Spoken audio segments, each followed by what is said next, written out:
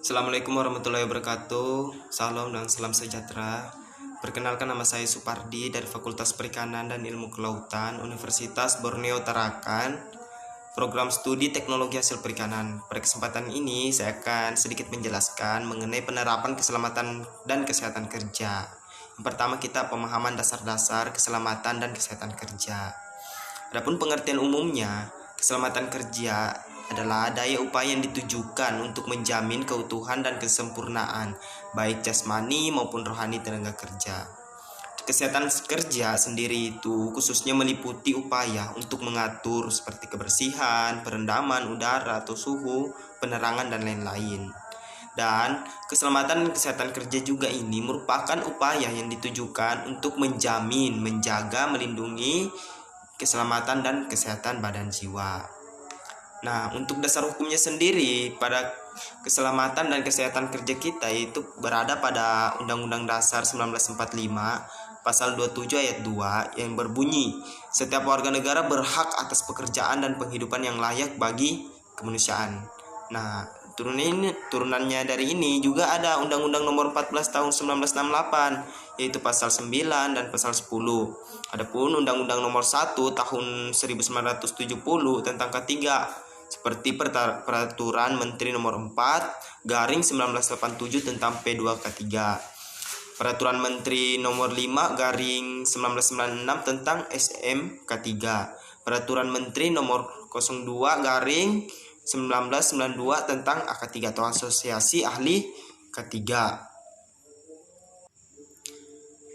Nah, kita masuk pada kecelakaan. Karena ini terjadi disebabkan segala situasi dan kondisi yang berpotensi bahaya maupun aktivitasnya tidak mendapat perhatian. Nah, terjadi kecelakaan perlu diketahui dan dipahami dengan serius, mengingat kecelakaan yang pertama tidak bisa diperkirakan.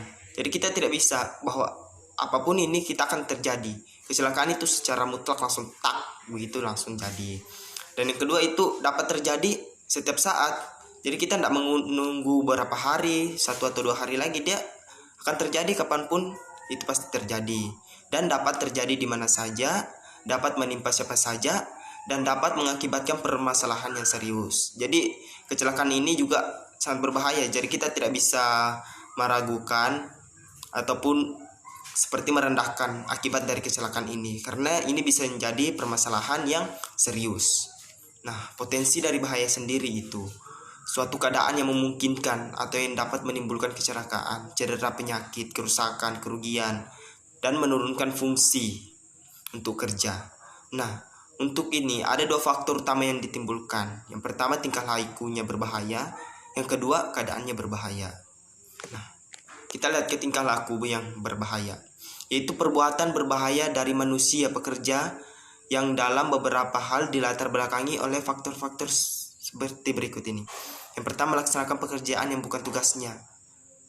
Jadi tingkah laku yang berbahaya ini dilakukan oleh pekerja itu sendiri, seperti dia melakukan sesuatu yang bukan memang skillnya.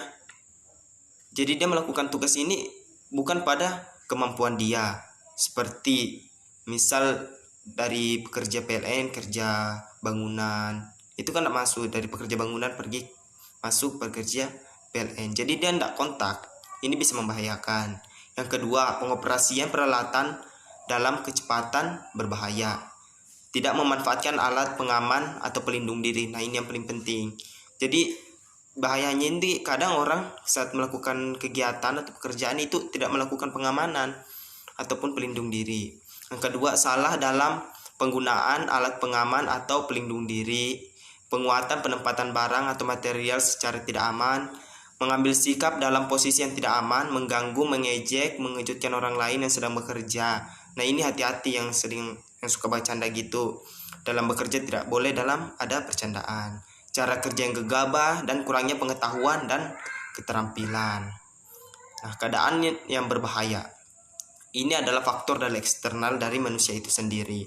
Keadaan di sekitarnya membuat dia bahaya, seperti alat pengaman atau pelindung diri yang kurang memadai, tidak mempergunakan alat pengaman, sifat pekerjaan, cara kerja, lingkungan kerja, dan proses kerjanya yang berbahaya, peralatan atau instalasinya, kondisi tidak baik, seperti ketinggiannya, licin, kasar, tajam, longgar, dan lain-lain.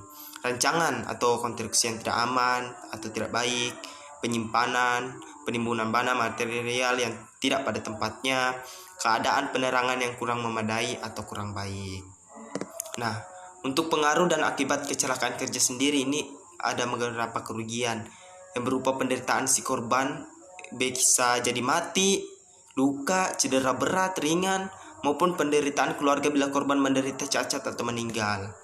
Dan kerugian bersifat ekonomi seperti kerusakan peralatan, instalasi mesin, biaya perawatan untuk si korban, tunjangan kecelakaan, hilangnya waktu kerja, menurunnya jumlah maupun mutu produksi.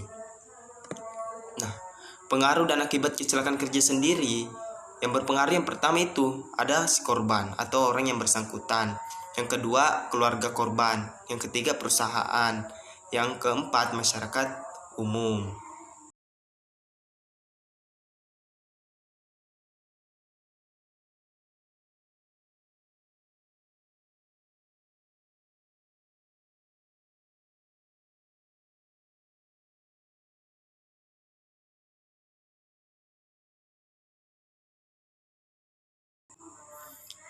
Nah, karena kecelakaan kerja sendiri ini memiliki potensi yang sangat berbahaya dan merugikan untuk kita semua, maka itu ada pencegahan kecelakaan kerja.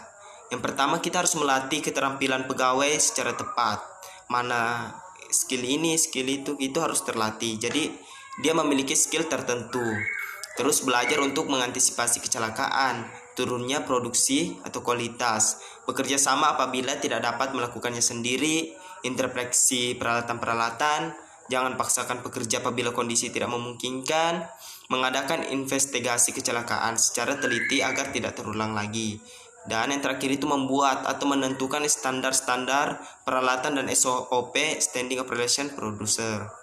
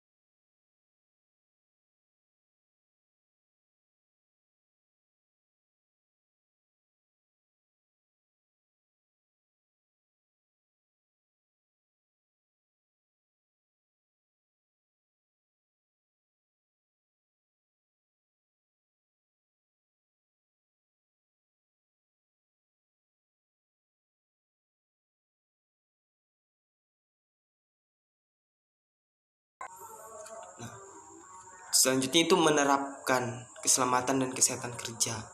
Jadi untuk sekitarnya kita harus ada penerapannya. Yang pertama itu ruang lingkup. Pada semua pekerjaan di instalasi, peralatan tegangan tinggi maupun ekstra tinggi yang sudah tidak bertegangan, dengan tujuan untuk menghindari kesalahan akibat kelalaian para pekerja. Nah, penerapan prosedur keselamatan kerja ini dalam penerapannya yaitu pada kerja pada instalasi tegangan tinggi perlu adanya penunjukan seorang penanggung jawab. Jadi untuk tegangan ini yang berpotensi sangat berbahaya itu dibutuhkan penanggung jawab. Nah, adapun susunannya, peran penanggung jawab dan para pengawas pada pelaksana prosedur keselamatan kerja. Yang pertama itu adalah posisi tertinggi penanggung jawab dan memiliki turunan yaitu seperti pengawas atau manager. Yang kedua pengawas pekerjaan, yang ketiga pengawas keselamatan dan kesehatan kerja sendiri itu. Dan untuk para pengawas ini maupun penanggung jawab memiliki wewenang tersendiri, termasuk wewenang pengawas ketiga ini, yang antara lain tugasnya sebagai pengawas keselamatan dan kesehatan kerja pada pekerjaan instalasi, misalnya instalasi listrik ya, sehingga keselamatan manusia dan keselamatan instalasi listrik terjamin. Nah, seperti memeriksa kondisi personil, mengawasi kondisi atau tempat-tempat berbahaya, pemasangan atau pelepasan tangging, mengawasi tingkah laku atau sikap personil, mengawasi penggunaan perlengkapan keselamatan kerja. Adapun tahap-tahapnya, seperti tahap proses keselamatan kerja pada instalasi tegangan tinggi. Yang pertama itu persiapan, ini tahap pertama. Apa segala macam semua harus disiapkan tanpa ada ketinggalan. Yang kedua itu pembebasan. Jadi semua hal-hal yang bertegangan tinggi yang berpotensi berbahaya itu sudah dibebaskan ataupun dikurangi. Kedua, melaksanakan pekerjaannya dan pemberian kembali kepada tegangan seperti itu. Nah, mungkin itu tadi beberapa proses keselamatan kerja akibat dari kelalaian kita dalam bekerja, sehingga bagaimana cara kita menerapkan keselamatan kerja. Mungkin sampai di sini saya dapat menjelaskan, dan terima kasih untuk semua. Saya akhiri, wassalamualaikum warahmatullahi wabarakatuh.